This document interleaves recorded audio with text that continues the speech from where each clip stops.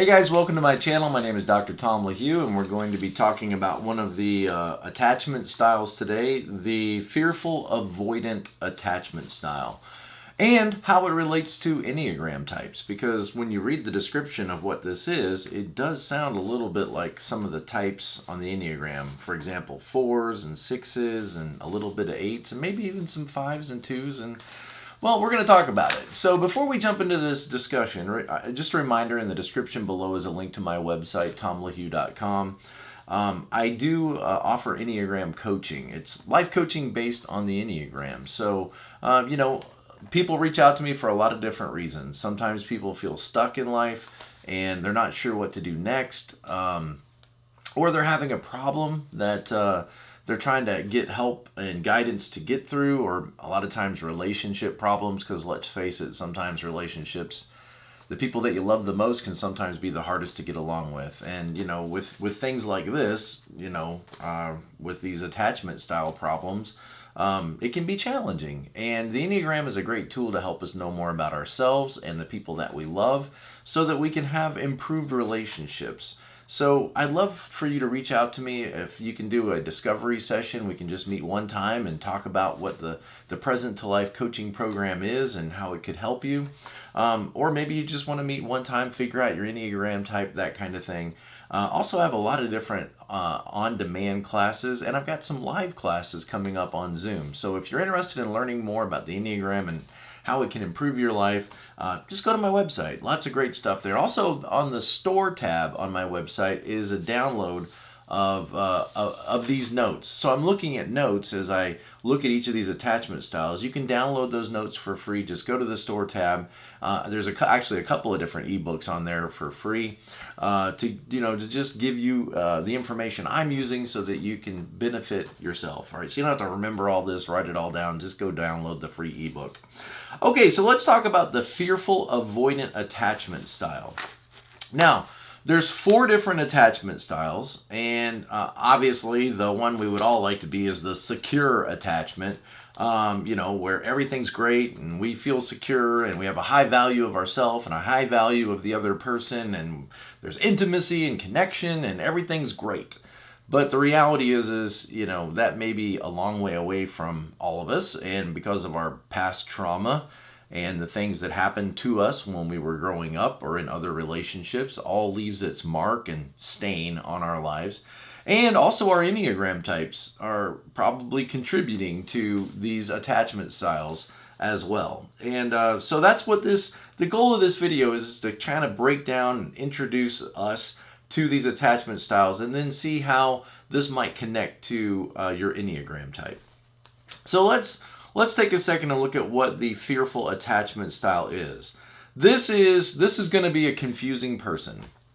This is going to be a relationship that has a lot of volatility. And volatility, I mean ups and downs. Like, you feel like everything's great, you feel like you're relating well, there's closeness, and then there's this pull away from the relationship. And this is going to be disturbing for the person who is their partner, but it's also going to be disturbing for the person with this attachment style, with this fearful-avoidant attachment style. So it's a very disruptive attachment style for developing relationships. So there's a complex interplay of behaviors resulting from a desire for closeness on the one hand.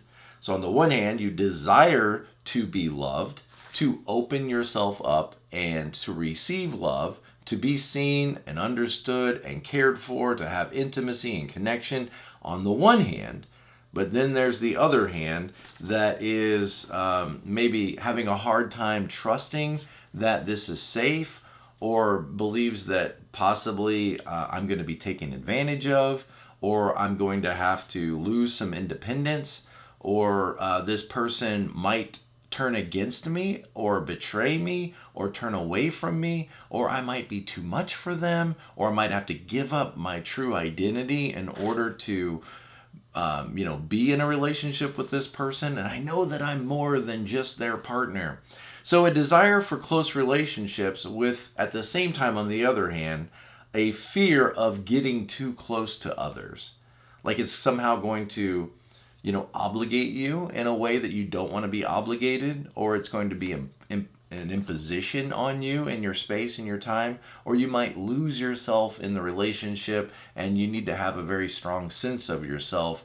And so this is what the fearful avoidant attachment style sounds like to me, is like there is this feeling of you love me not. You love me not. Everything's great, everything's terrible. Everything's great, everything's problematic. And so, again, this is going to create a volatile or volatile, however you say that, a volatile interaction that is going to seem dramatic.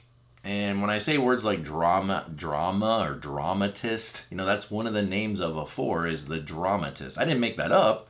The individualist, and an individualist who, because they are a human and craves intimacy and connection, but at the same time is an individualist. So you can see that 4s are going to be predisposed possibly or potentially to this kind of attachment style. Now, that doesn't mean that because you're a 4, you're going to demonstrate this. You may not, but when, okay, let's just say it that way. All right, so here's some dynamics of a fearful avoidant attachment style. Also, you might think of this as the push-pull dynamic, which is common among 4s, but not limited to only 4s. Number 1, I've got like 7 of these, okay? So let's just work through these, and then we'll talk about how this relates to Enneagram 4s, Enneagram 6s, and maybe some other types as well.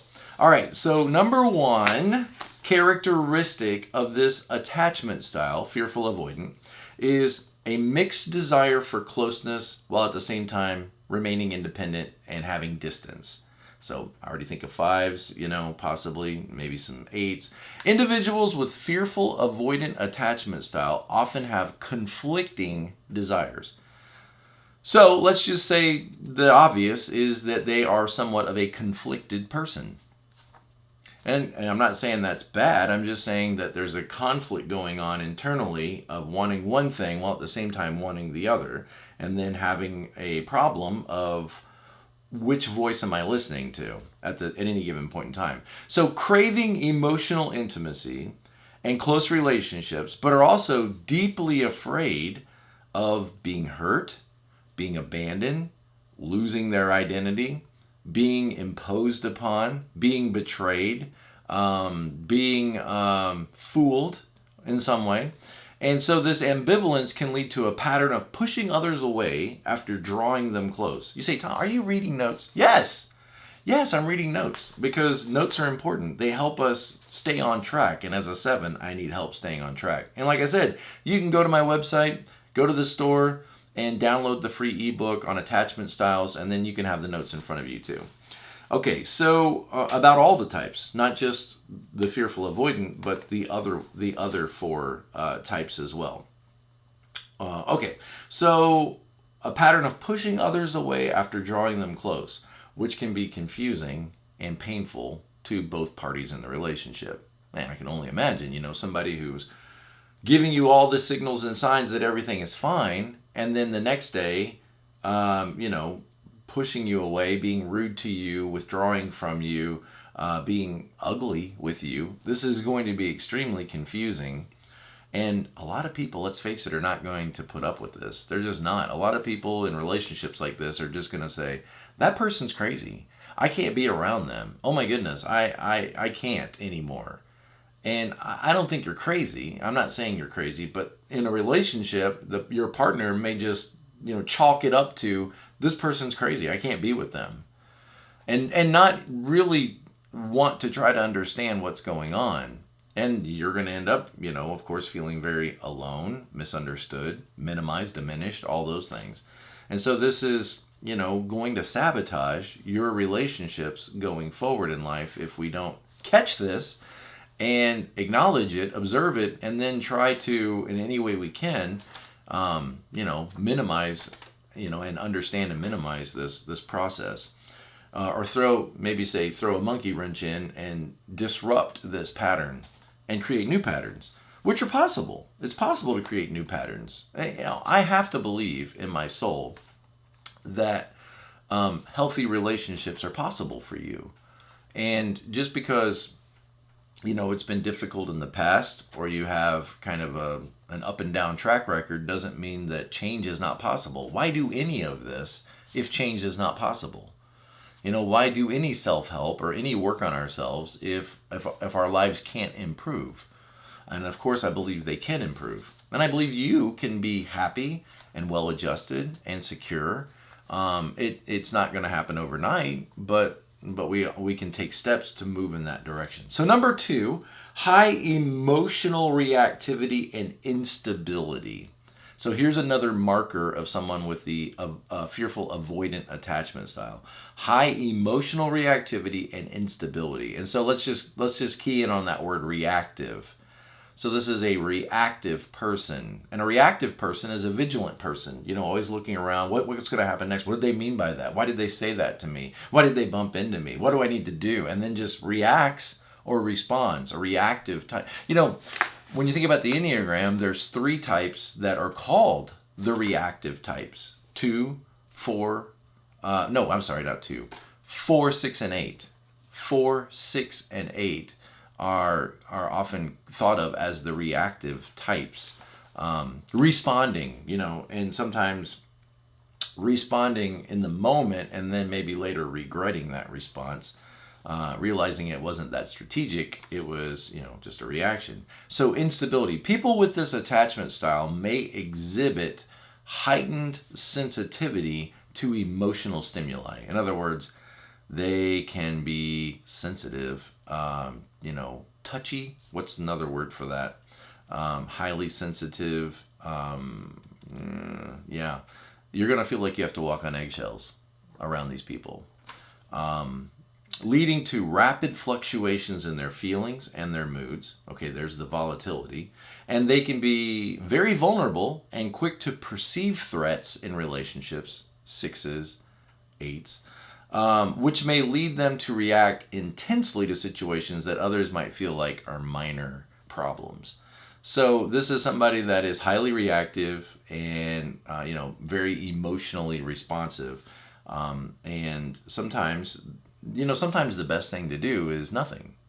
Sometimes the best response is benign neglect, is to think, I'll just let this die, let this, let it run itself out. This isn't anything I need to think about. This isn't anything I need to worry about. I need to be more detached. I need to be more unaffected.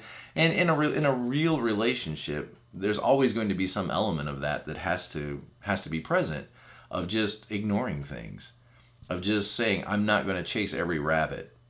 I'm just not going to go after every rabbit. I'm going to have to let some things just go. I'm going to have to just offload some stuff, and I can't focus on it, because if I do focus on every potential careless word or every potential, frustration, what's that going to do to me? What's that going to do to the relationship? Well, obviously, it's going to fracture me and the relationship. And so in a healthy, secure relationship, there's a lot of stuff we just ignore and let go. Little digs and little jabs along the way that we just become, tolerant and immune to, because we can't chase it. But again, a vigilant person is saying, no, you can't do that. No. What did they mean by that? We need to go after that. We need to follow up on that. We need to confront that. We need to... And again, I'm not saying don't confront issues. I'm just saying you got to pick and choose for the health of the relationship. Sometimes because we love people and because we love each other, sometimes we have to choose the relationship over being right, or over pointing out another person's inconsistencies. All of us are inconsistent. All of us are. None of us are 100% congruent in everything we say and do. And so there's a lot of things we just have to let go in relationships. But a highly emotional, reactive, and instability, this person is going to have a hard time just ignoring what was said, or ignoring that facial expression, or ignoring, because they all mean something. I need to pay attention to this. So there's this fear, like this other person in some way is going to get the best of me, or take advantage of me, or something like that. And so very vigilant.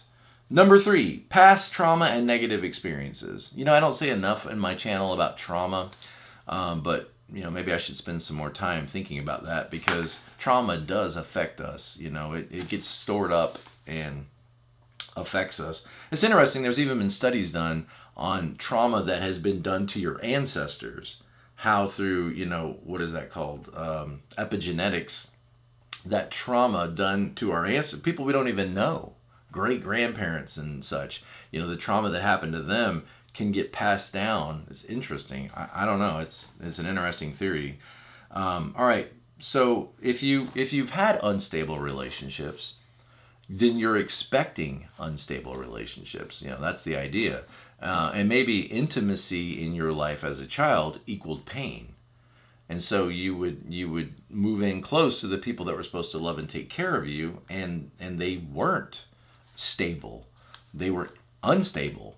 And so, moving in and finding intimacy with people eventually created great source of pain and fear within you.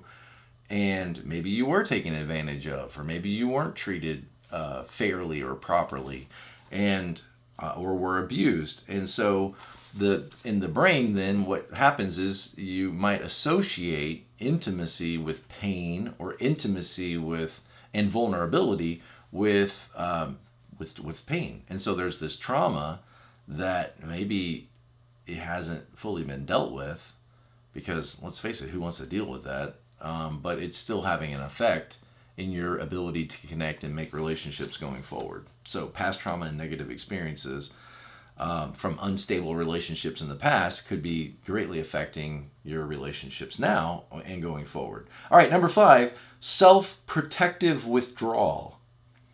So withdrawing from the relationship in order to protect some aspect of yourself. In times of stress or perceived threat, individuals with fearful-avoidant attachment might emotionally withdraw, or even physically withdraw, to protect themselves. And so this is going to look like aloof, or disinterest, or ambivalence. It's like, I don't care. But it's often a coping mechanism for dealing with overwhelming emotions. And maybe it's because you care so much, there's this fear, this panic, this dread. And so one of the ways to protect yourself is to pull yourself away or pull yourself back. It's kind of like, well, if I open myself up to this level and allow myself to be loved and seen and understood and accepted and all that, and then this person were to reject me, that would be so painful. I need to just back up now. I need to regroup. I need to come back, retreat. And again, that's not a problem. It's just the other person in the relationship is going to wonder, what did I say? What did I do? I thought everything was fine. And, this could lead to eventually them having their own fearful avoidant attachment style, because they think everything's okay, and yet you keep pulling away from them. Okay. So, self-protective withdrawal. Number 6, relationship instability. The relationships of fearful avoidant individuals are often marked by highs and lows, with periods of intense closeness, followed by sudden withdrawal, what we just talked about, right? So this instability can lead to recurrent relationship problems that may prevent the development of long-term stable relationships. Okay. And number 7, struggle with self-image. So fearful avoidant individuals might struggle with issues of self-worth and identity. So that could be underneath the surface. And when you think about this, you think about 2s, 3s, and 4s, right? In the worth and value group, but not limited to them, of course. But they are obviously in the worth and value group. So this person might fluctuate with extreme, of seeing themselves as worthy of love, overestimating their value, and then struggling to find their value, and maybe overestimating their sense of independence and self-sufficiency. So I want to be close to you, but I panic, and for some reason find myself pulling away from you, the very thing that I want. I need to remain true to myself. I don't want to be rejected. I don't trust this. I feel like, I'm putting all of my stock in one account, and that's scary. I'm afraid of losing myself. All of these things can be factors in this. Now, let's talk about Enneagram types, okay? After all, this is an Enneagram channel, so let's talk about Enneagram types. And let's start with type 4s, because that's the one that comes to mind first, and maybe to you as well. Fours, the individualist, the dramatist. This person has a strong sense of their own identity, and they're often, especially in the formative years, try to understand their identity. They know they're different. They know they're unique. They know that they're not like everybody else, and then they kind of go on a journey to figure out what that is, and then how to express that creativity and that uniqueness and that specialness to the world. And which, again, there's nothing wrong with that. It's just this could have some effects, positive and negative, in your life and in your relationships. So there's a core fear and a desire of wanting to not be somebody who's mundane, wanting to be somebody who has significance, longing to be connected. Think that 3 line to 6, wanting to be connected like a 6, while at the same time needing to stand out like a 3. So 2s, 3s, and 4s, in a sense, because they're in the worth and value type, they all need to stand out in some way to be significant. They have that sense that they need to stand out. They can't be like other people. I think 2s can't be like all those needy people. They've got to stand out and be helpers and givers and, the reason you're happy. And 3s got to stand out. They can't be like the drones. They've got to stand out and be the executives and to be the leaders and be dynamic and be beautiful and excellent and, superstars. And 4s, they can't be like normal people. They've got to stand out and be separate, eccentric, exquisite, exceptional. And all of that is that balance between connection we all have, while at the same time we all have a need for significance. And significance is all about being apart and standing out. And so you find yourself in this contest all the time, trying to connect with people while at the same time needing to stay true to yourself and needing to stand out. It's fantastic stuff, isn't it? And we all need both to some degree. Some need the connection more, and some need the significance more. So 4s have this core fear of being insignificant or having no identity, and so they deeply desire to be unique and to express their individuality. Probably, like, I'm an ENFP, but a lot of 4s are INFPs. NF together, often signifies individuality, and FP together often signifies authenticity. And so NFPs on Myers-Briggs, individuality and authenticity. Core values, right? 4s can oscillate between longing for connection, to feel understood. You long for people to understand you and feel like people get you. And then withdrawing because of feelings, because of the need to protect their feelings, or fearing that no one out there is really going to understand me or validate or appreciate me. I know validate's a hard word, but I think that's the right word. Validate. No one can truly meet my emotional needs or my relationship needs. So you have this longing for an idealistic kind of relationship, and then this fear that the other person isn't really going to meet that need, or you might lose yourself in this relationship, lose your separate individuality. And this other person won't validate your individual identity. So their intense focus on internal emotional landscape can lead to volatility. And remember, one of the words is dramatist. In drama, just think volatile. Like I don't want it to be boring and mundane. I want it to be dramatic. And now you might say, you probably will say, no, Dr. Tom, that's not right. I wish I could be normal. I wish I could be normal. But, well, then why not? Why not be normal? What is normal? And what do normal people do in relationships? But see, there's something within you that might resist or react to that. Volatility in relationships mirroring a push-pull dynamic of the fearful-avoidant attachment style. All right, let's talk about 6s. 6s, have this core fear of, well, there's a lot of things in the world to be afraid of. Think 5, 6, and 7s, they're all in the fear group. And basically they're all saying this world isn't safe, which it's not. And 6s are the ones that are obvious about that. Like, hey, don't you guys know that things aren't safe? Wake up, be alert, pay attention, let me warn you. And 6s, obviously, like everybody, longs for connection, longs for closeness, wants to be on a safe team, but then has a core fear of being without support, guidance, or assurance. And they have within them this kind of obligation to doubt things. This, oh, I knew it. I should have known. Oh, I knew it. So there's this 10%, there's 90% loyalty, and then 10% the obligation to doubt. And so when things start to get really comfortable, and when the other person seems very reliable and you feel very supported, there is within the 6 this fear that what if this isn't true? What if this isn't real? What if this other person, what if their motives aren't right? What if I'm going to be taken advantage of? And so this mind, this fast-moving 6 mind starts to question everything and can ultimately lead to the sabotage of the very thing you want. Like you yourself could sabotage what because you're getting it, but then there's this fear that it's not going to be able to be sustained. So vigilant and prepared for problems, and when you're a problem solver, you're looking for problems. And this is going to be confusing for your partner because they're going to think, why does there always have to be a problem we're looking for? Why can't everything be fine? Why do we have to always be vigilant for a problem when maybe we're creating the problems by looking for problems? If we didn't look for problems, maybe we wouldn't have any. That's maybe the way your partner's thinking.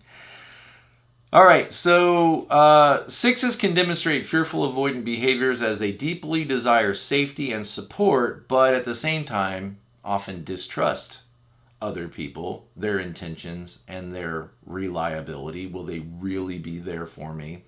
So their ambivalence toward authority and their partners simultaneously needing them and doubting them can result in a similar approach to this fearful avoidant attachment style. Okay, now let's also talk about 8s for a second.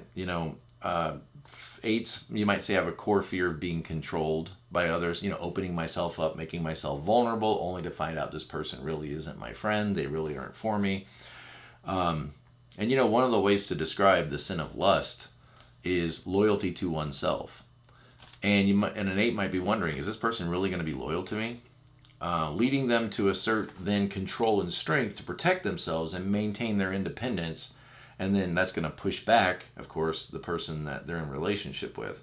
So while typically seen as assertive and dominant, 8s can exhibit fearful avoidant tendencies when their vulnerability is triggered. They might pull people close to ensure loyalty, but then push them away at any signs of betrayal or control. Like if this person is putting things on my calendar without telling me about it and pushes them back, okay? I think also we might consider 5s and 2s, like just consider them. 5s, have a fear of incompetence, of being incompetent, a fear of being intruded on or invaded on or engulfed.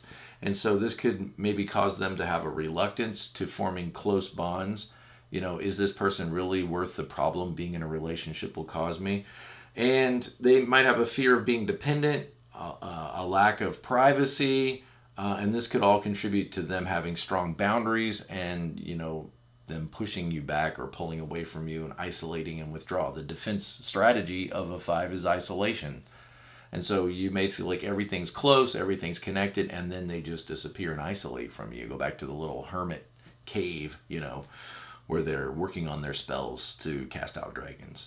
All right, so type 2s. While generally associating with anxious, preoccupied attachment style due to their focus on relationships, unhealthy 2s might show fearful avoidant attachment style as they perceive their efforts to be unreciprocated, leading them to withdraw after intense connections. And so they might, the sexual 2, the key words for them is seduction and aggression.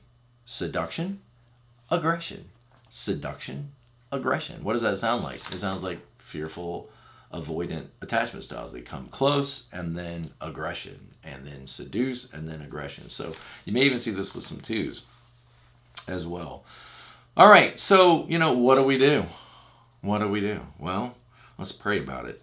What do we do? Well, I think you're on the right road right now. Because maybe this is the first time you've ever heard about this, and you say, wow, I think that's me, or wow, I think that's my partner, or wow, I think that might be my parent or my sibling or my child.